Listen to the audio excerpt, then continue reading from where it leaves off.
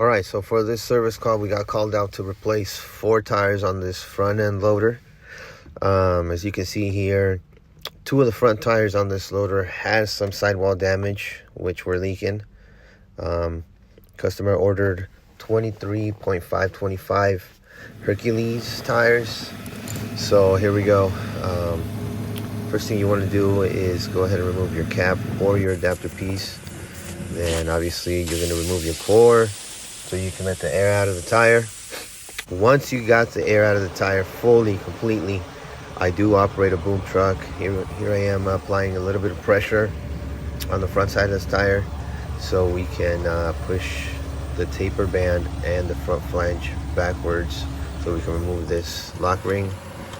All lock rings do have a space where they do separate right there in the middle. You want to find that. What I use is a small screwdriver or a smaller hook bar to get in here and be able to remove this lock ring in the front. As you can see, this wheel setup, the lock ring itself has the drive key there, and so does the taper band. Once we're here already, we want to go ahead and remove this O-ring. While you're removing it here, you can see that it is pretty beat up and corroded. So once you got that removed, you want to move to the back side of this wheel and tire assembly. Get your bead breaker. Each wheel or rim does have a notch where the bead breaker does insert to. So here it is. Once you got this bead breaker inserted, you want to go ahead and tighten it up to the wheel. Not too tight, but you know, just a little bit. You got to be careful with these bead breakers. They do tend to pop off if you don't tighten it up enough.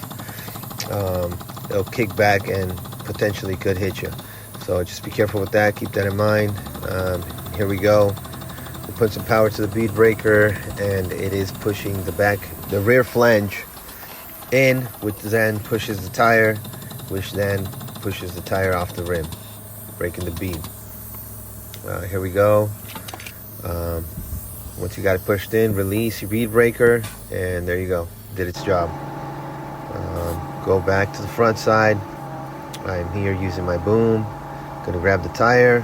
Once I grab the tire, pull it off the rim and off the machine so we can get the front flange and the taper band removed. So there we are.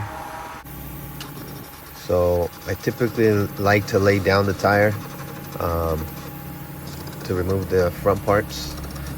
Once I got it laid down, I then apply my bead breaker to the front flange.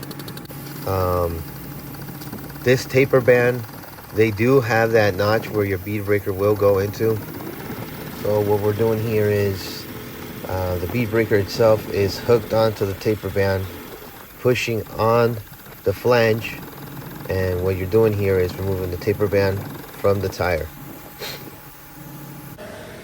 And once you got that removed, you want to go to your new tire. We do use Murphy's tire mounting compound. It's basically just like soap, basically helps you with it. Once you got that, get your O-ring. This is a 325, so the larger of the 25s. Insert it here where it goes. Once you got that, we're going to insert our lock ring. As you can see, the taper band and the lock ring do have that drive key. This is a very crucial part here. You want to make sure that the lock ring itself and the taper band are lined up. Once we're starting to air it up here, potentially this is the most dangerous part of the job here. You want to make sure that the lock ring is lined up with the taper band, like I said. If it is not lined up, you do have the potential of it coming apart and basically blowing up in your face. So like I said, you want to be very careful with that. Like I said, this was the job for 4. This ended up being the left front. We did do all 4 all the way around. Pretty easy job, and here it is. This is your final product.